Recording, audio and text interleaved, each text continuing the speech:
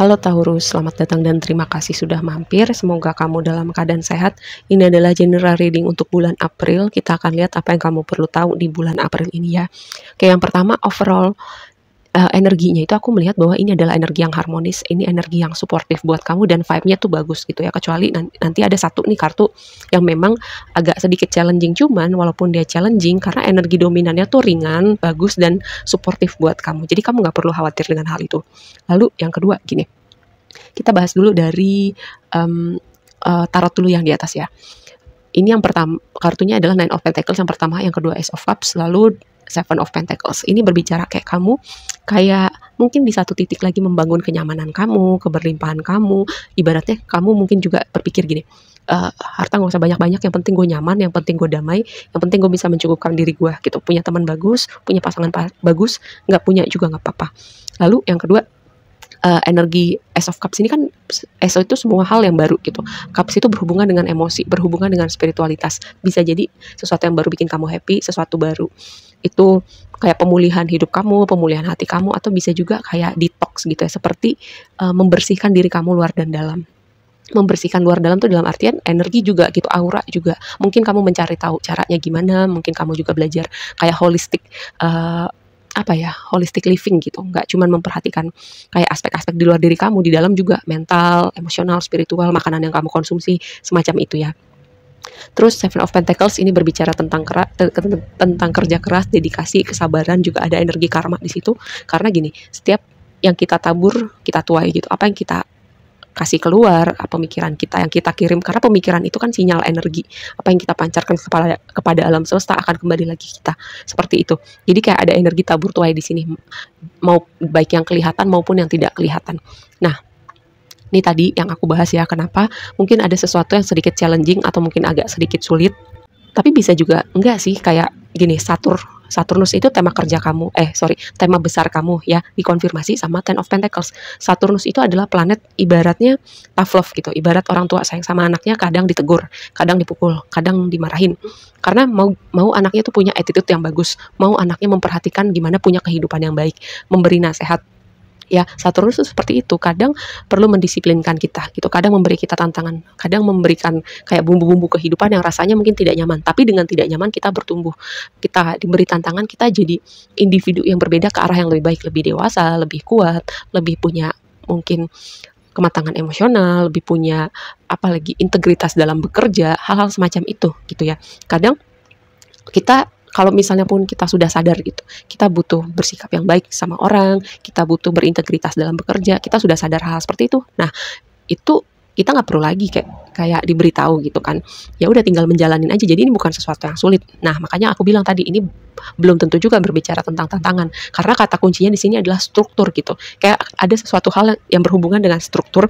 Mungkin rutinitas kamu itu perlu direstrukturisasi kembali, keuangan kamu, cara kamu terhubung sama diri kamu, sama orang-orang, kayak ada sesuatu tentang struktur yang perlu dibenahi atau diperhatikan gitu. Oke, kalau misalnya kamu bagus, udah terstruktur hidupnya, ya udah gitu. Tapi biasanya kartu ini keluar karena ada sesuatu tentang struktur yang perlu kamu perhatikan, terutama berhubungan dengan Ten of Pentacles itu stabilitas keuangan, keberlimpahan, atau gini.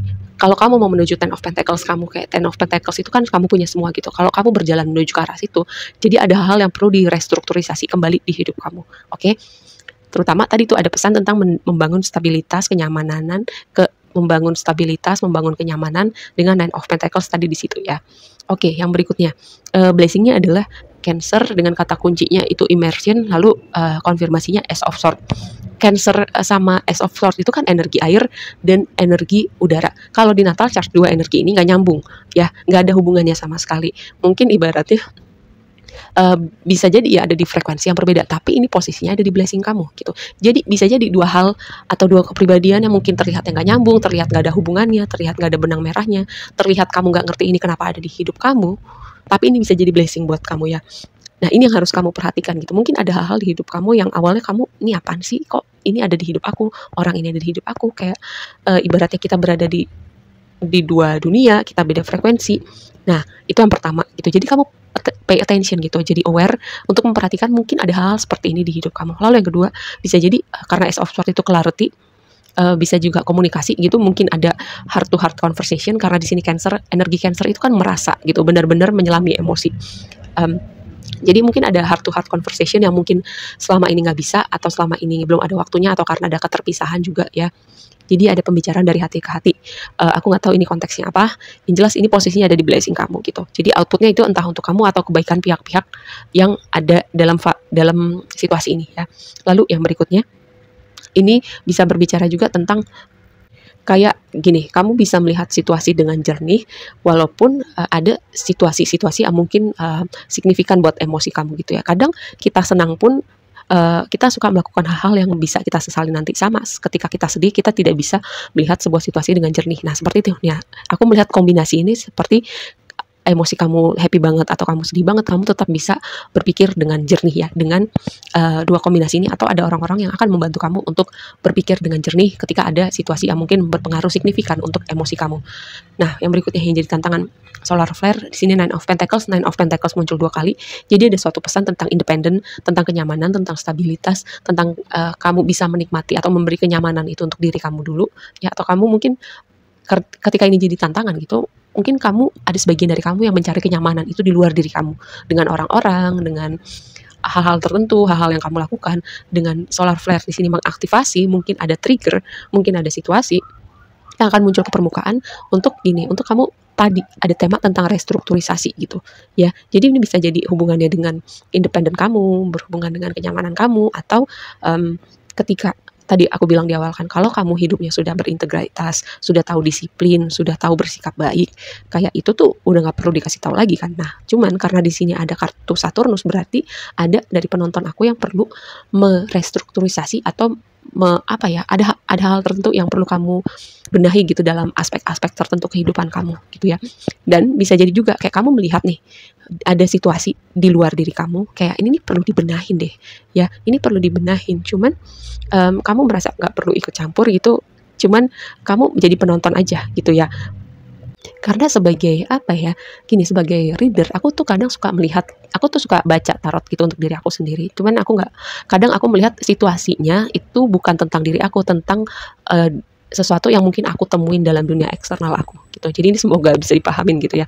Terus yang di waktu yang akan datang, nah ini makanya aku bilang walaupun ada tantangan, tapi overall dominan energinya yang lebih vibe-nya positif itu lebih dominan gitu. Jadi kalaupun tantangan itu nggak terlalu berat atau akan ada support yang akan muncul ke dunia realita kamu, karena di sini di waktu yang akan datang ada ini trend sextile, ini adalah aspek yang harmonis di natal chart, kata kunci simbiosis.